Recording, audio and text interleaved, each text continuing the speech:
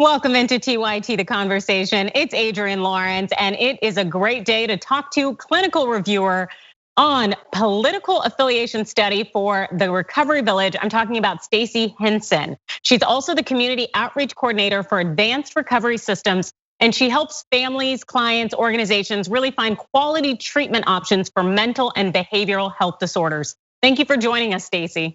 Absolutely, thanks for having me. Yes, and as I understand it, you all surveyed 1,000 people nationally to see how the events of 2020 are really impacting our mental health when it comes to substance abuse and how we're handling the situation. What were those results and what do they look like? You know, Adrienne, they were actually very striking. I think that mental health and substance use are not always talked about as much as they should be, but what we're starting to see is people are paying maybe a little more attention. And I think that the outcome of what 2020 has done across the board. And so we can look at the COVID piece. COVID-19 has had an incredible impact on people's mental health and substance use. We look at the social justice issues and the stress that that's brought home, close to home, on TV, looking at it, and how it affects our neighborhoods and our relationships. And then we look at the election and the impact that had on people, different parties, different perspectives. Wow, it has been one of those years that we want to forget, but unfortunately we probably never will forget, particularly when we look at the impact that's left behind, particularly about COVID-19 and the death count that we have going on right now. And something that I thought was pretty interesting is that your survey results showed differing ways of handling it based on political party. Can you talk a little bit about that? Absolutely, it was an interesting piece. I love research because you can pull different components and really kind of draw a different picture to let you see how different aspects of people's lives and who they are impact, or how it impacts how they choose to deal with things. And so what we found is breaking it down on the impact of mental health. Republicans found that they reported that they were more stressed by the financial components of COVID-19 and that piece was more difficult for them. Independents seem to be struggling more with the stay-at-home and quarantining order. And then Democrats were concerned about, getting sick or a loved one getting sick. And they included the election and social justice in there as well for them.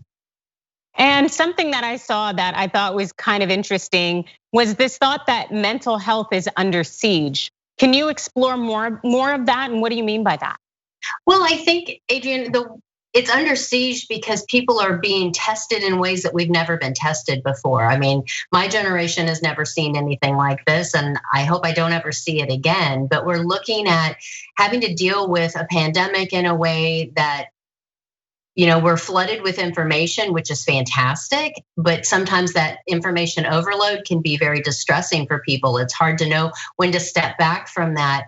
And then the other huge piece of it, when you look at mental health and you look at substance use, is most people's general resources and what they turn to help manage stress has been taken away. And that's where that quarantining piece comes in. So if you're used to be someone that would go to the gym and exercise and that helped you de-stress, or if you would hang out with your family or your friends and that's been taken away, school for the kids, right? So everything has changed. So what our normative function and our normative ways of coping have been challenged. And one of the things I keep reading about that fascinates me is the longer this goes on, the more distress people are showing, because maybe we're able to cope in small chunks of time, but is the unknown of when is this gonna get better just drags on and has a larger impact on people's ability to cope. Yeah, and that's actually very scary. And especially when we look at, like you said, these outlets for coping with stress, how those have been taken away from us. So what outlets have people turned to now that you've seen really seem to take the rise and account for the majority of the outlets people are now using? Well, what we're seeing is people are falling into old habits, unhealthy behaviors. We're seeing an increase in substance use across the board. And that can be simply people having more alcohol. That seems to be the biggest one. It's more accessible, it's legal, you can have it delivered to your front door, right? I mean, there's so many pieces that come into play with that. But we're seeing anecdotally an uptick in overdoses from people that are not, that are relapsing, that maybe we're in long-term recovery. I work with a guy who he's based out of Sarasota, and in his recovery community, he's been in recovery for over 10 years. He lost almost, I think it was around 10 people in a month period after COVID hit.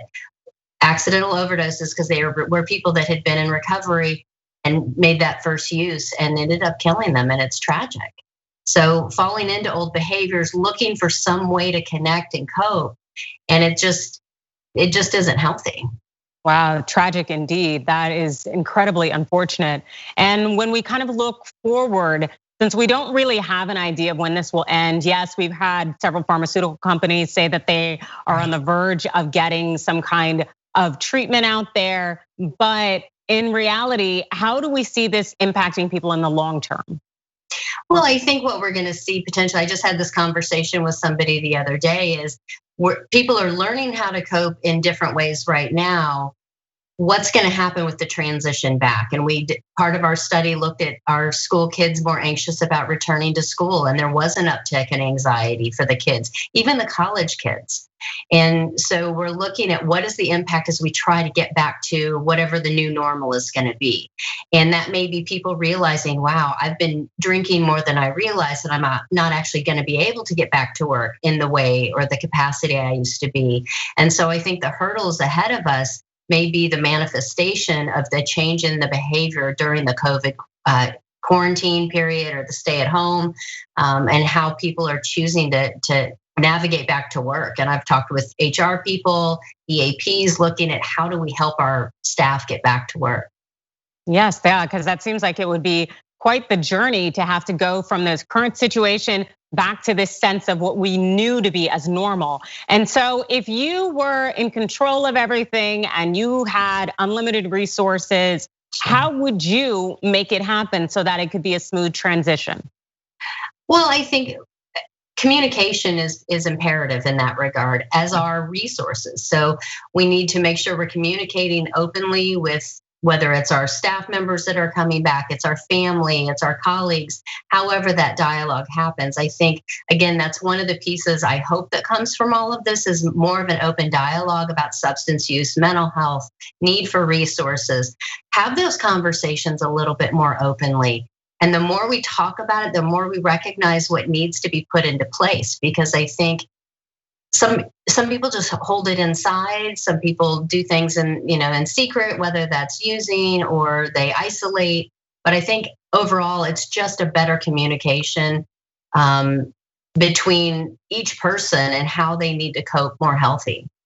Yes, because I was kind of just brainstorming the thought of, is this something that really can be ushered in at the state level or the federal level? But it's something that we definitely need to provide support to people, not just an economic support in terms of the stimulus, which is very important, but also having these mental health and these support systems in place for people as they try to transition back to this normal. And I'm sure, Stacey, you're someone who follows the news and is kind of mindful of all that's going on. What do you think right now is maybe the sleeper in terms of news coverage that may be causing people considerable trauma in this moment that they may not be fully cognizant of? I think that everybody's going to tune into things that they're more engaged with, and so that can be kind of an independent decision, based upon each person. I think that, a lot of what's going on, we might see some positive pieces, but I know there's a lot of anxiety going into the holidays, the seasonal change, what's going to happen next. There's hope with the vaccine in place. There's still some unknowns with the election and finalizing all of that. So I think that people kind of key into the places for them, but I think holiday stress is normal anyway.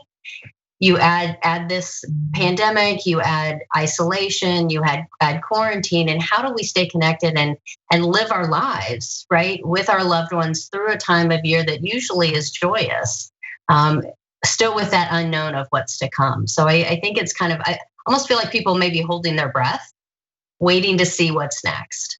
Yeah, that sounds very accurate, as many of us figure out what or if we're going to do anything for the holidays because we want to stay safe. But then on top of that, we have to bear in mind that there are a number of people out there who will not have family members around for the holiday because they've been taken by COVID-19. And it can be just a very solemn just existence, unfortunately, right now, which is usually a very cheerful time of the year. So I guess what would you recommend to our viewers to do to really see if they can stay on top of things? I think the best piece, again, is to start talking more openly about what we need. And sometimes we don't know. So maybe that means we need to reach out to somebody. One of the things I think that is positive that's come from COVID, if you want to twist it that way, is people are having access to healthcare in ways that they've never had it before. So having telehealth and virtual resources out there, people can connect to therapists, group therapy, 12-step groups, their primary care physician, right, through telehealth. So there's ways to connect and ask for help. And I think that that's the biggest piece of this, is trying to recognize what you need. If you notice somebody that, again, friend, family, colleague that seems to be struggling, ask them. The Recovery Village, we have a myriad of resources on our website. We just launched a new wellness app called Swell that's free, and it has relaxation and meditation exercises, journaling exercises. So really kind of getting to some basic coping pieces that can be very healthy to help you navigate just day-to-day stresses. And if you have additional mental health or substance use issues, it takes you down a path that's even a little bit more deep into the therapy piece. Excellent. Thank you so much for joining us, Stacey. Absolutely. Thanks for watching The Young Turks. Really appreciate it. Another way to show support is through YouTube memberships. You'll get to interact with us more. There's live chat emojis, badges. You've got emojis of me, Anna, John, JR. So those are super fun. But you also get playback of our exclusive member-only shows and specials right after they air. So all of that, all you gotta do is click that join button right underneath the video. Thank you.